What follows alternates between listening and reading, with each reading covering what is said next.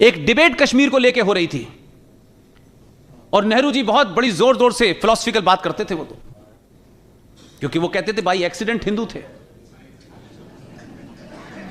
अब हमें पता नहीं कि एक्सीडेंट हिंदू कैसे होता है, और वो उनका खान पान कल्चरली मुसलमान थे और रहने में अंग्रेज थे। नेहरू जी कश्मीर पे फिलोसफिकल भाषण दे रहे थे, यानी जिस राज्य में आग लगी हुई हो, जिसमें पड़ोसी राज्य ने कबाइलियों की शक्ल में अपनी फौज को भेज दिया हो और वो फौज दंदनाती हुई अंदर घुस रही हो, और वो कश्मीर के ऊपर एक पीछे हाथ बांध के विजनरी अंदाज में अपना भाषण दिए जा रहे थे।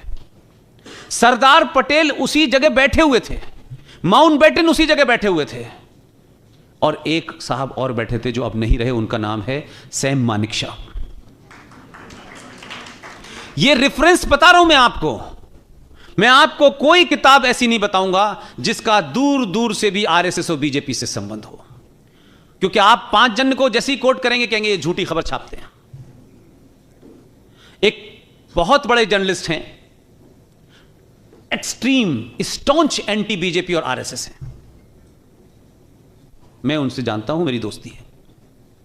उन्होंने 1996 में किताब लिखी है, the revival version of history, published by Oxford press इन 1996।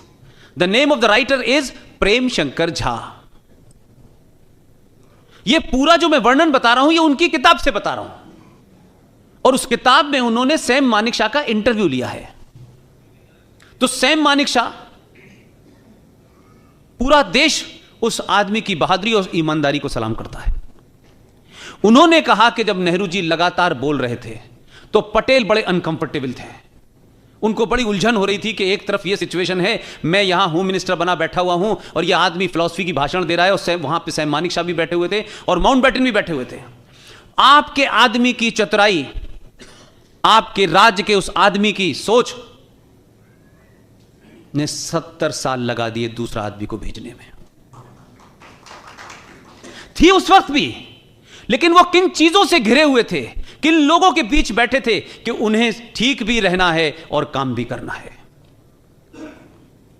सरदार पटेल ने नेहरू से भाषण देते में कहा कि नेहरू तुम्हें कश्मीर चाहिए कि नहीं चाहिए, तो फिलॉसफी के अंदाज में सरदार पटेल के इस मकसद को वो नहीं समझे, और सरदार पटेल से बड़े उसमें बोले व्हाई नॉट।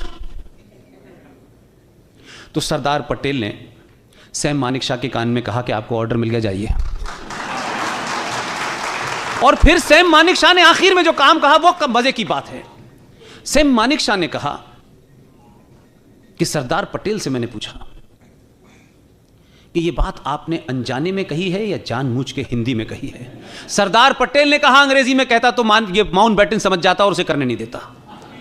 तो कैसे कैसे उस वक्त भी लोगों ने राष्ट्र को बचाने के लिए पूरी ताकत लगाई है। ये घटना इसलिए मैं आपको सुना रहा हूं कि ये उस किताब में सैम मानेकशॉ के इंटरव्यू में है। इसी तरीके की एक किताब और है, उस किताब का नाम है India from Curzon to Nehru and after. यह 1969 में लिखी गई है, और नेहरू जी के सबसे खास जर्नलिस्ट थे, हिंदुस्तान टाइम्स के एग्जीक्यूटिव ऑडिटर थे और प्रेस क्लब ऑफ इंडिया के फाउंडर प्रेसिडेंट थे। इसलिए मुझे पता है क्योंकि मैं वहां 4 साल तक रहा। उन्होंने उस किताब में पेज नंबर 353 पे चैप्टर नंबर 13 है, जो ये बात आप लोग सुनते रहते हैं ना कि राजेंद्र प्रसाद के साथ नेहरू जी ने क्या किया। क्योंकि राजेंद्र प्रसाद से जब यह कहा गया कि आपको सोमनाथ नहीं जाना है, तो राजेंद्र प्रसाद ने कहा मैं राष्ट्रपति हूं, संवैधानिक पद पर बैठा हूं, मैं राष्ट्रपति का प्रोटोकॉल लेके नहीं जाऊंगा, लेकिन जाऊंगा। वो गए, वो आपके यहां आए, उन्होंने उसमें हिस्सा लिया। उस नाराजगी से नेहरू जी इतने नाराज हुए कि वो शख्स 4 दिन के लिए बीमार पड़ गया दिल्ली में, और नेहरू जी ने लाल बहादुर शास्त्री को बुलाया और कहा कि मुझे लगता है कि राजेंद्र प्रसाद अब बचेंगे नहीं, इनकी अंत्येष्टि के लिए दिल्ली में आप कोई जगह ढूंढ लीजिए। यह आपके देश में हुआ है, यह आपको पता होना चाहिए। लाल बहादुर शास्त्री बेचारे वैसे ही बहुत कमजोर व्यक्ति थे, ढूंढ ढांढ के आए, उन्होंने कहा विजय घाट पर उनकी अंत्येष्टि हो सकती है। यह तैयारी कर ली गई, लेकिन वो ठीक हो गए, बात खत्म हो गई। लेकिन दूसरा, मैं ये बात इसलिए कह रहा हूं कि जिस राइटर ने लिखा है वो राइटर नेहरू जी के साथ सबसे क्लोजेस्ट आदमी था, क्योंकि प्रेस क्लब की उस पूरी हिस्ट्री में पढ़ते हुए मैंने उस राइटर का नाम है दुर्गा दास, उनको पास से देखा। उन्हीं का बेटा दार्जिलिंग से इंद्रजीत मेंबर ऑफ पार्लियामेंट बना और उनकी बेटी हिंदुस्तान टाइम्स ऑफ इंडिया में है, हमारी दोस्त है, इसलिए उस पूरे परिवार को जानता हूं। हार्डकोर लेफ्टिस्ट थे वो लोग। आखिर में उस शख्स को दमे की बीमारी हो गई।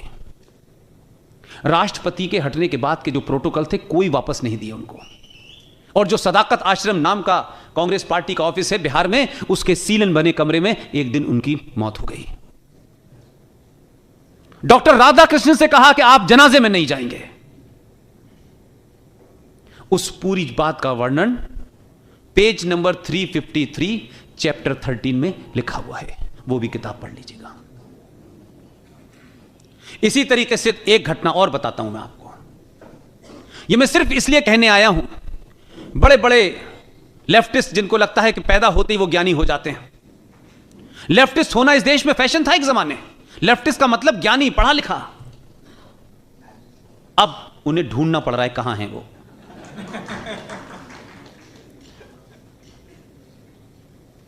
एक घटना है, डॉक्टर जयप्रकाश नारायण की डेथ हुई। जयप्रकाश नारायण किसी पार्टी के नहीं थे।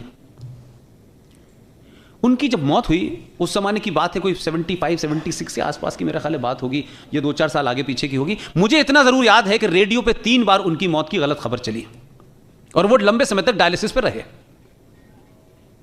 ये महत्व नहीं है मेरे लिए। जयप्रकाश नारायण की मौत होने के बाद पार्लियामेंट में कुछ लोगों ने कहा कि उनको श्रद्धांजलि देनी चाहिए। आपके पार्लियामेंट में कुछ लोग खड़े हो गए, वो तो सदस्य नहीं है, उनको कैसे दी जा सकती है। अब ये तर्क तो कर दिया गया, लेकिन मैं बार बार जो मेरी शिकायत है राष्ट्रवादियों से, खासतौर से, अपने लिखे के अलावा दूसरे का भी पढ़ा करो।